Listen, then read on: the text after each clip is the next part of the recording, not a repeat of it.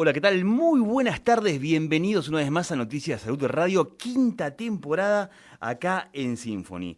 Bueno, y hoy vamos a empezar hablando de un tema muy importante que la gente lo pedía y tiene que ver con el regreso escolar presencial y otro tema que también es muy importante y que tiene que ver con el impacto emocional de la pandemia en los niños. Para eso ya estamos al aire con el doctor Pablo Moreno, él es vicepresidente de la Sociedad Argentina de Pediatría y director asociado del Hospital Municipal Materno Infantil de San Isidro. ¿Cómo estás, Doc? ¿Todo bien? ¿Qué tal, Leo? ¿Cómo estás? Buenas tardes. Buenas tardes para Bueno, vos y para toda la audiencia. muchas gracias, Doc. Bueno, vamos a la primera pregunta que me interesa mucho. Yo no sé si hay un estudio o estadísticas, pero ¿qué sabemos acerca del impacto emocional de la pandemia en los chicos? Sí, Leo, nosotros en realidad desde la Sociedad de Pediatría y desde que comenzó el aislamiento social por la pandemia, observamos con mucha preocupación, digamos, ¿no?, el impacto que ha tenido la pandemia en los chicos. Los chicos han sido los, digamos, los grandes olvidados de la pandemia, digamos, ¿no? Nos hemos preocupado mucho por la parte biológica, por las medidas de aislamiento, por el curso de la enfermedad en los adultos, y la verdad es que un poco que nos hemos olvidado de los niños, niñas y adolescentes.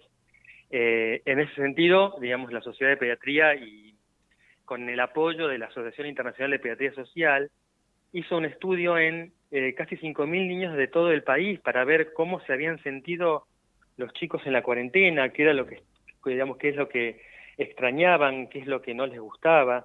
Y la verdad es que, nada, cuando tuvimos el muestreo, que fue de chicos de todo el país, porque en realidad la hizo, digamos, el conjunto de la sociedad, todas las filiales de la sociedad, no, los resultados son asombrosos. La mayoría de los chicos se sienten tristes, digamos, extrañan a sus familiares y amigos. Hay digamos, un montón de sentimientos negativos que tienen los chicos, y la verdad es que esto ha sido una medida a lo mejor en un estudio cualitativo, pero una forma de poder medir lo que les está pasando a los chicos, digamos, ¿no? Muy interesante.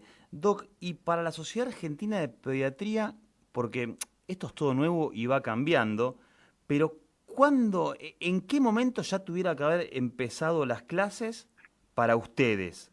Eh, Mira, nosotros, digamos, a ver, digamos, para nosotros, para la Sociedad Argentina de Pediatría, ujú, las clases deberían haber empezado, digamos, apenas comenzó la pandemia, ¿sí? mira vos, Como sucedió en otros países del mundo. ujú, La verdad es que cuando transcurrió el año y vimos que, digamos, que no comenzaba la presencialidad de las clases, ujú. la sociedad ya en octubre del año pasado emitió un fuerte documento cuyo hincapié era hacer énfasis en que las clases debían volver en el 2021. O sea, ese fue un documento y nos pusimos a disposición de los del gobierno nacional y de todos los gobiernos provinciales, digamos, para asesorarlos y ayudar en todo lo que uno desde el lado de la pediatría, de la medicina, podía colaborar para esto, ¿no? Ujú. Porque la verdad es que reconocemos que el cierre de las escuelas en el contexto de la pandemia, ¿no es cierto?, fue un factor que marcó desfavorablemente a los chicos, que lo único que hizo fue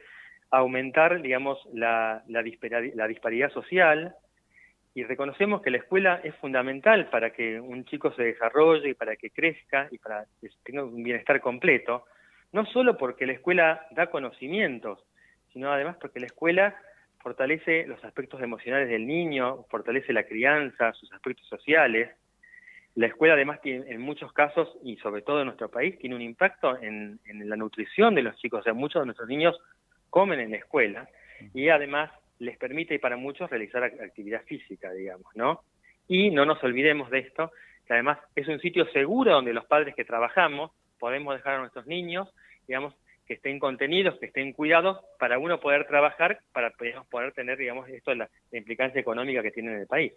Bien, ahora, perfecto, coincido con lo que decís, pero hablemos puntualmente de COVID-19 y los niños. ¿El riesgo que se Sí. planteaba cuál era? Que los niños son como grandes contagiadores y si iban, volvían a la casa y se podía armar un lío importante con el tema de los casos. ¿Eso era lo que planteaban? ¿El riesgo eran los chicos que eran grandes contagiadores? Exactamente, cuando empezó la pandemia que uno no conocía, Ujú, uno extrapolaba, digamos, eh, el accionar del virus SARS-CoV a otros virus respiratorios, digamos, ujú, y se pensaba que los chicos inclusive se los había al comienzo marcado como supercontagiadores. En realidad, todos sabemos que, digamos, ahora habiendo pasado ya casi un año, primero que el impacto clínico de la enfermedad en los chicos es mínimo, digamos, ¿no? Y también se sabe que en parte que la carga viral del virus también dependería del cuadro clínico. La mayoría de los niños tienen cuadros leves o inespecíficos, digamos, muy sencillos, lo cual es lo único que está hablando es diciendo que los niños no son, digamos, no son grandes contagiadores.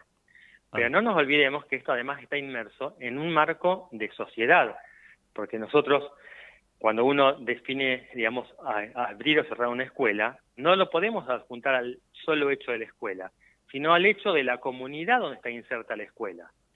Si en la comunidad están abiertos, y voy a dar un ejemplo, los teatros, se puede realizar actividad deportiva, están abiertos, digamos, los grandes centros comerciales, ha habido, digamos, eventos masivos, digamos, vos no podés atribuir la culpa de la que haya un aumento de casos solo a la escuela, digamos, hay todo un contexto social, digamos, ¿no? Hay una comunidad que se comporta, digamos, globalmente, y eso es lo que marca la evolución de, digamos, de cómo pueden ser los números de la pandemia. Bien, bien. O sea, hay una parte que con respecto a los niños, o sea, ¿contagian o no al docente? Eso era lo que se planteaba en su momento.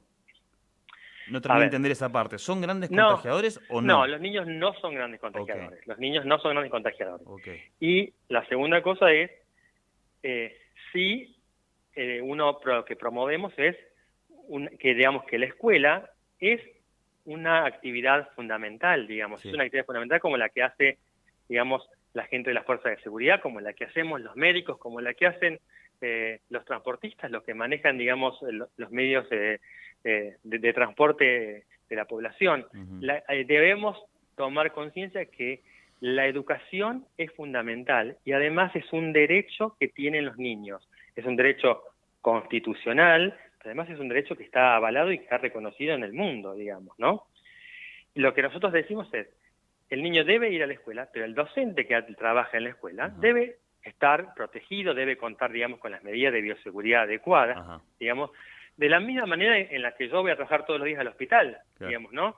O Tal sea, cual. de la misma manera que vos estás en el estudio de radio ahora compartiendo tu trabajo con tus compañeros de trabajo. O sea, la pandemia nos ha hecho que adaptemos algunas rutinas o algunas medidas de trabajo y eso es lo que uno, digamos, pide para el regreso a las aulas, ¿sí? Clarísimo. O sea, no va a ser un regreso como era antes, no va a ser la misma aula que siempre, o sea, va a haber que cumplir algunos requisitos para el ingreso, digamos, escolar, digamos, y durante el aula, medidas de ventilación. Pero bueno, pero hay que mirarlo de que la importancia que tiene la escuela, la educación presencial en los chicos, esa debe ser la prioridad, ¿sí? La escuela educa y la escuela acompaña y contiene. Clarísimo. ¿Y ustedes qué opinan con respecto? Porque hay un debate, eso no sé si depende de cada provincia, algunos van a ser como que vayan todos los días, otros una semana sí, otra no. ¿Ustedes qué posición tienen con respecto a eso? No, nosotros lo que promovemos es que vuelvan las actividades presenciales, Bien. en la mayor cantidad de horas que se pueda. Okay. Pero esto tiene que estar adaptado, primero, a la realidad de cada jurisdicción y a la realidad de cada escuela, digamos, ¿no? Digamos, en la medida que uno pueda cumplir las distintas normativas de seguridad. Nosotros lo que promovemos es que, y recomendamos es que, algunos puntos claves.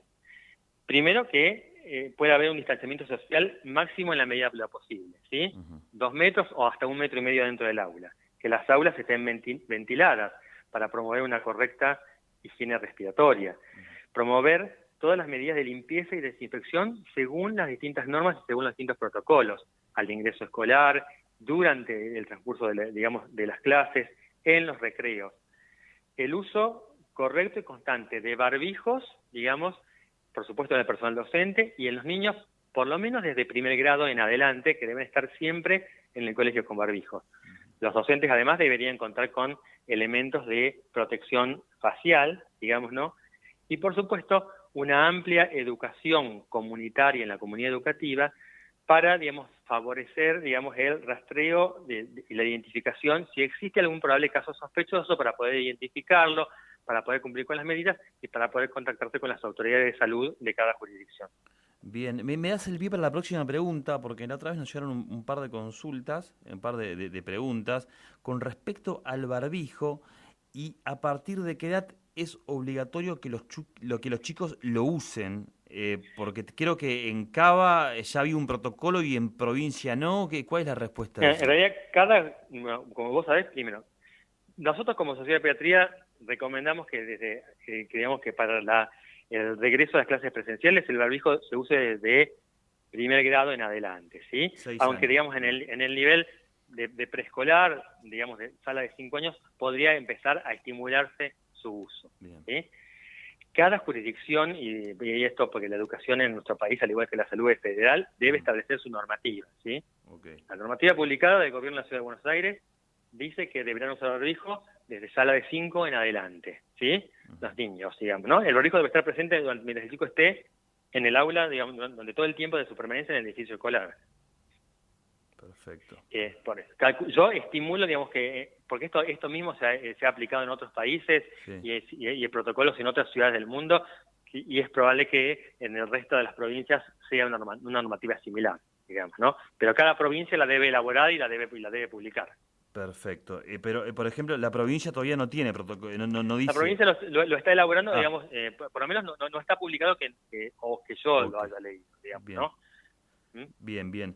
Doc, los chicos, ¿cuáles son? ¿Cuál es el grupo de riesgo en cuanto al COVID-19? ¿Qué chicos conforman el grupo de riesgo de COVID-19?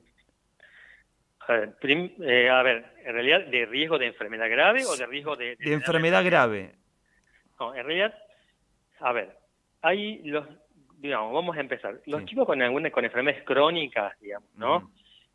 Por supuesto que siempre, digamos, constituyen un grupo donde uno mira y presta especial atención, digamos, ¿no? Porque tienen una enfermedad de base que es, digamos, la que condiciona, digamos, el resto de su vida. Ujú. En los distintos tipos en estos casos, uno lo que dice es miremos con atención y veamos, digamos, cómo es el niño. En los primeros, o sea, la incidencia de COVID, y perdóname que me salga un poquito, es muy baja, digamos, en pediatría de casos graves global, ¿sí? Okay.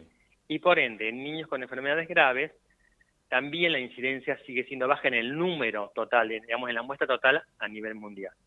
No, si bien uno sugiere tener cuidado, obviamente, en pacientes que tienen enfermedades oncológicas o enfermedades que requieren tomar alguna medicación inmunomoduladora o enfermedades pulmonares crónicas en los niños, publicaciones de enfermedades aisladas no han mostrado, digamos, una mayor virulencia del COVID, ¿sí? Pero bueno, como todo, la muestra pediátrica es muy pequeña, digamos, sobre todo cuando uno la compara con la muestra de las enfermedades de los adultos, digamos, ¿no? Perfecto. Doc, Yo creo que en este caso, sí. cada pediatra de cabecera o el médico especialista en cabecera de cada familia, digamos, que tiene un paciente con alguna enfermedad crónica con un niño, va a ser quien le va a poder asesorar y aconsejar en cada caso puntual, digamos, ¿no? Bien. Y después me imagino que va a haber un protocolo, por ejemplo, si un chico manifiesta síntomas dentro de la escuela, ¿qué hacer?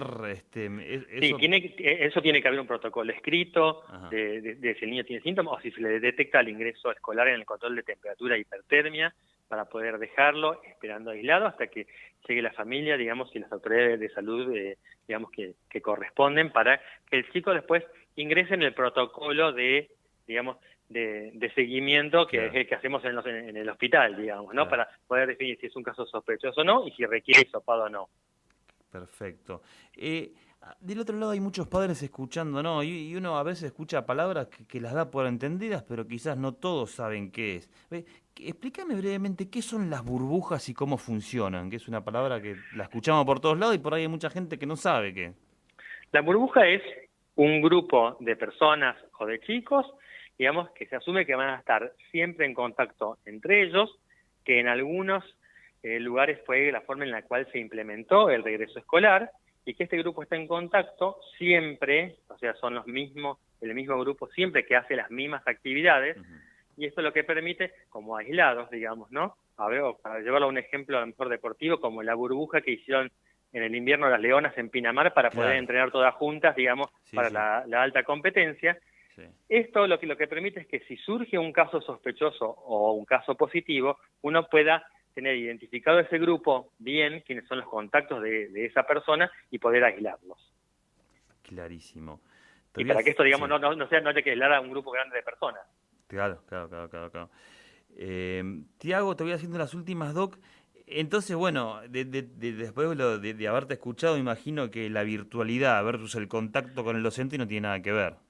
A ver, pierde por la goleada. virtualidad fue muy buena para muchas cosas, pero para los niños, y digamos, nada suplanta a la clase presencial, digamos, ¿no? O sea, la verdad es que para muchos de los chicos el año escolar no ha sido igual, y sobre todo tampoco es igual, y sobre todo en nuestro país, las condiciones, las posibilidades para acceder, digamos, a una experiencia totalmente virtual, digamos, ¿no? O sea, todos sabemos que no solo es la conectividad, no solo es el tiempo, no solo es la disposición de computadoras o de notebooks que debe disponer de cada familia, sino que además el niño necesita, digamos, aprender a hablar de su maestra.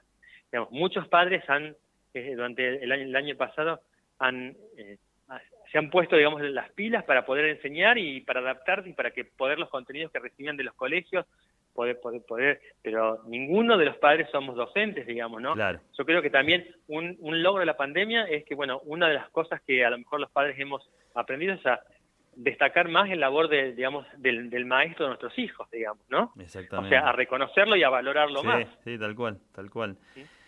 Te voy a hacer la última, pero voy a pegar un volantazo terrible, te saco del tema. A ver. No, te quiero aprovechar porque siempre hablamos por ahí cuando el tema está complicado, hemos hablado de dengue, Sí. me acuerdo ¿Puede ser que ahora están bajando los casos o bajaron los casos? ¿Y por qué, si es así? No, en realidad no, digamos, a ver, estamos con pocos casos de dengue, digamos, si nos comparamos a la misma situación que teníamos con respecto al año pasado, Ajá. por lo menos, digamos, en esta zona de provincia de Buenos Aires, ¿sí? Todos sabemos que el dengue, digamos, para que haya dengue tenemos que ir de la mano, digamos, del vector, que es el mosquito, ¿sí? Justo en estos últimos días con la lluvia hubo un aumento de mosquitos, pero no del Aedes, que es el mosquito transmisor del dengue, ¿no? Sino de otra familia de mosquitos. Sí. Pero recordemos que en la medida que nosotros propiciemos que exista el mosquito y, digamos, no cumplamos con todas las medidas de prevención de dengue, digamos, ¿no? De vaciar los recipientes, de la limpieza de los estanques y del agua, el dengue es una cosa latente que sigue estando entre nosotros, digamos, ¿no? O sea, el dengue no se fue, está ahí esperando el momento oportuno que, digamos, que encuentre el vehículo que es el mosquito para volver. Claro, pero yo te pregunto... No hay que bajar los brazos. No hay que bajar los brazos, pero los casos bajaron. Los casos son menos, digamos, que uno los compara con los del año pasado. ¿Y por qué son menos? ¿Estamos haciendo algo bien o el mosquito se le dio por... ¿Cómo es? Ambas cosas, digamos, ¿no? Ambas cosas, ¿sí? Uno siempre tiene que pensar que todo, digamos, que todos los años, digamos, todas las propuestas de difusión de las medidas de prevención de dengue, digamos, finalmente logran llegar, digamos, y a insistir a las mismas, hace que, digamos, podamos tener después mejores efectos. Claro, y recién decías, te hago la última, pues están todos hablando del tema, hay como una invasión de mosquitos. Y yo a veces le digo, no es el Aedes. Le digo, ¿qué mosquito es? No, es otra familia del Aedes. La verdad es que no, digamos, pero no, esta no es el Aedes, sí, estos son grandes y pican mucho. Claro. A mí, la verdad es que sí, no, en serio, pero justo esto que estamos viviendo esta última semana no es el Aedes. Listo, pican, molestan, pero no transmiten el dengue. No, exactamente. Pero recordemos que si mantenemos este clima donde llueve y sale el sol, llueve y sale el sol y de humedad, digamos, o sea, es el ambiente ideal para que claro, se reproduzca. Incluso dejamos una tapita de agua, ya es un nido para el mosquito, ¿no? Exactamente. Así que bueno. Doc, te agradecemos muchísimo, como siempre, fuiste muy claro y esperamos volverte a tener pronto Noticias de Salud y Radio. Cuando quieras, Leo, y muchas gracias a vos por la invitación. Abrazo grande. Abrazo, hasta luego.